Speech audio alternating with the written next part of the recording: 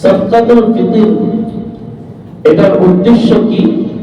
হাদিস থেকে পাওয়া যায়, রিসার্চ করলে পাওয়া যায় সাদকাতুল ফিতরের উদ্দেশ্য দুইটা।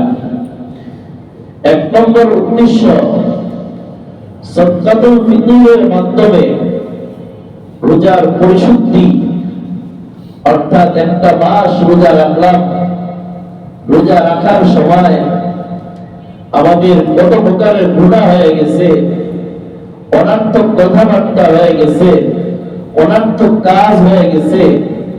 এই যে অনর্থক কতগুলা, যেগুলা আমাদের দ্বারা কাম্য ছিল না, এই কাজগুলো হয়ে গেছে, এটা যেন পরিশুদ্ধি হয়, এই জন্য এই সাদকাতুল ফিতরের বিধান দেওয়া হয়েছে। দুই নম্বর উদ্দেশ্য, হাদিস থেকে পাওয়া যায় যারা দারিদ্রতার মধ্যে আছে তাদেরকে সহায়তা করা।